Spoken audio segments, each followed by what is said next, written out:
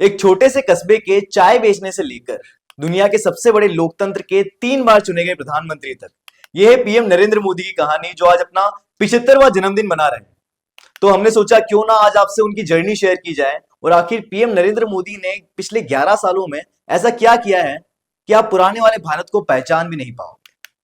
17 सितंबर 1950 में वडनगर के एक साधारण परिवार में जन्म लेने वाले नरेंद्र दामोदर दास मोदी को बचपन से ही पॉलिटिक्स का इन्फ्लुएंस हो गया था। जब वो छोटी उम्र से ही आरएसएस के जुड़ गए थे और बाल स्वयंसेवक बने और 20 साल की उम्र में फुल टाइम स्वयंसेवक प्रचारक बन गए। प्रचारक बनने का मतलब था कि उन्होंने अपने परिवार से दूर रहकर पूरी तरह संगठन के लिए समर्पित जीवन चुना। और 1980 के दशक में जब बीजेपी बनी तो उन्होंने बीजेपी ज्वाइन कर ली। शुरुआत में उन्होंने गुजरात में संगठनात्मक जिम्मेदारियां संभाली, जैसे स्थानीय चुनाव की रणनीति बनाना, बूथ लेवल पर कार्यकर्ताओं को जोड़ना, प्रचार अभियानों को संगठित करना।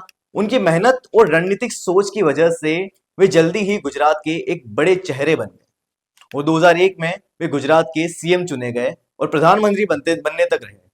उनके उस टेन्योर में गुजरात ने भारी ग्रोथ देखी।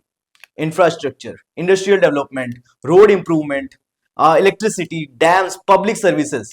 और जब गुजरात की इस ग्रोथ को पूरे देश ने देखा तो भारत की जनता ने उन्हें एज अ प्राइम मिनिस्टर चुना और 11 साल बाद आज भी वे भारत के प्रधानमंत्री पद पर कार्यरत है।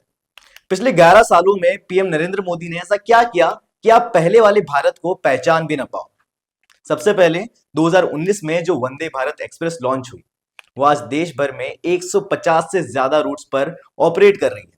इन ट्रेन्स ने इंडियन रेलवेज के स्टैंडर्ड को बढ़ा दिया है और रेल सफर को तेज और आरामदायक बनाया है। देश में एयरपोर्ट्स दोगुने कर दिए हैं। इंडिया में एयरपोर्ट्स 74 से बढ़कर 160 हो चुके हैं, यानी लगभग हर 45 दिन में एक नया एयरपोर्ट भारत को मिल रहा है। आत्मनिर्भर भारत के तहत सरकार इतना काम कर रही है कि पूरी दुनिया हमारे डिफेंस प्रोजेक्ट्स और प्रोडक्ट्स खरीदना चाहती है।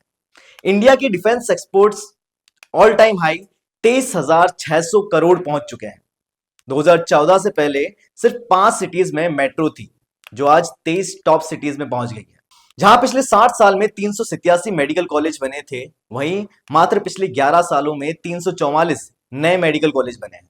जहां 60 साल में सिर्फ 2 एम्स थे, वहीं पिछले 11 सालों में 15 एम्स और 7 नए आईआईटी आईआईएम बने हैं, जिनसे एजुकेशन सिस्टम को नई दिशा मिली है।